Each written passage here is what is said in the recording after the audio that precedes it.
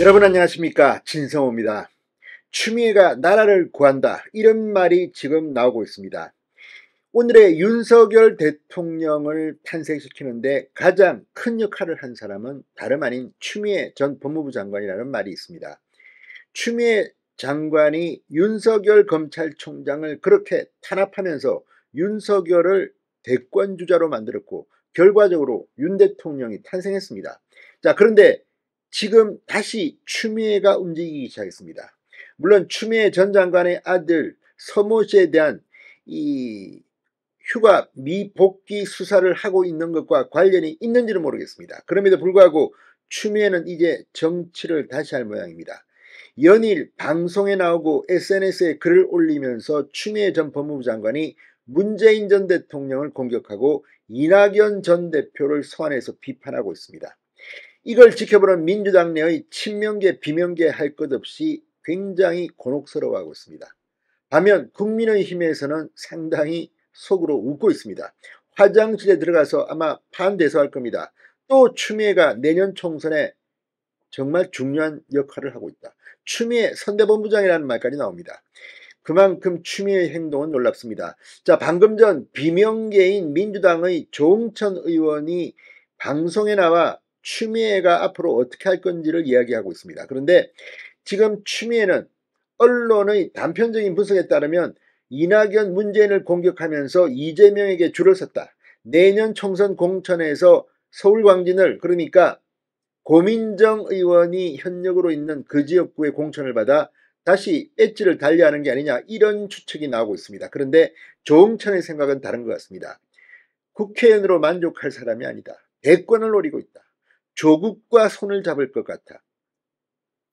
지금 일시적으로 이낙연 문재인을 공격하면서 이 추미애 전 장관이 이재명에게 줄을 쓴 것 같지만 결국은 대권 자리를 놓고 붙을 거라는 겁니다. 시간은 그리 길지 않습니다. 4년 뒤 대통령 선거가 있습니다. 추미애의 나이로 보나 이재명의 나이로 보나 다음 선거 때 한 명밖에 못합니다. 조국 전 법무부 장관이 신당을 만든다면 추미애가 여기에 들어가서 자기의 둥지를 틀고 앞으로 큰 꿈을 꾸고 있을지 모릅니다. 이걸 보면 정말 정치인들 착각은 자유입니다. 그렇지만 결과적으로 추미애가 이렇게 행동한다면 국민의힘에게는 정말 땡큐 베리 마치입니다. 자, 조응천 의원은 왜 이런 발언을 했을까요? 결국 추미애는 이재명 뒤통수까지 칠 것으로 보입니다. 진성호의 융단 폭격 시작합니다. 더불어민주당을 융단 폭격합니다. 자, 조응천 의원이 오늘 KBS 라디오 최경영의 최강시사에 나왔습니다. 그리고 추미애 전 장관은 민주당 내에서 정치를 하려는 마음은 없는 것 같아. 지금 문재인 대통령까지 이렇게 비난을 하고 전방위적으로 난사를 하고 있지 않나. 그러면서 결국은 조국 장관과 손을 잡지 않을까, 그렇게 생각한다. 조국 전 장관과의 신당 창당 가능성을 점쳤습니다. 물론 미래의 일이기 때문에 아무도 단정할 수는 없습니다. 그러나 조응천은 조국과 추미애가 손을 잡고 당을 만든다. 그럼 민주당은 힘들어지죠. 자, 그러면서 추미애 장관의 최종 목표에 대해서 이분이 뭐 국회의원 한 번 더 하는 게 최종 목적지는 아닐 것이다. 다음번 대권까지도 생각하고 계실 거 아니겠나. 그러니까 든든한 베이스 캠프가 필요하시겠다.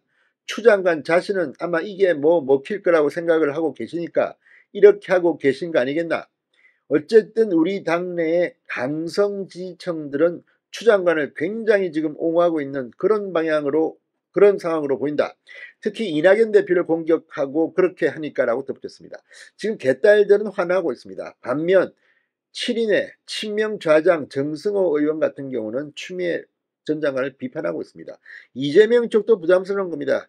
조응천 의원 말처럼 다음에 정말 이렇게 추미애가 조국과 손을 잡고 대권까지 꿈꾼다면 결국은 이재명과는 붙을 수밖에 없습니다.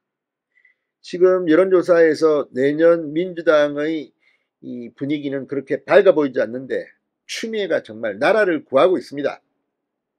이미 민주당이 추미애의 발언 때문에 두동강 나고 있는 순간입니다. 자, 그러면서 이 조응천 의원은 추 장관이 연일 문재인 이낙연을 공격하는 속내에 대해서 오선 의원의 장관도 역임하고 대표도 역임하고 할 건 다 하셨던 분인데 정치 재개를 하려니까 명분도 필요하고 또 근거리도 필요하지 않나. 그러니까 소위 강성 지지층을 다시 자신의 지지층으로 이렇게 데리고 오려고 하는 그런 거로 보인다고 분석했습니다.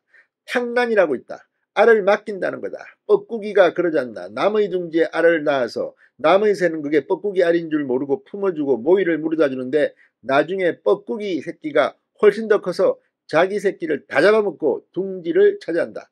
일종의 탕란 정치. 민주당의 강성 지지층들을 포섭하려는 탕란 정치로 보인다. 이재명 세력들을 일시적으로 규합해서 결국은 이재명 쪽을 다 잡아먹는가요? 아무튼 조응천 의원의 비유가 상당히 재밌습니다.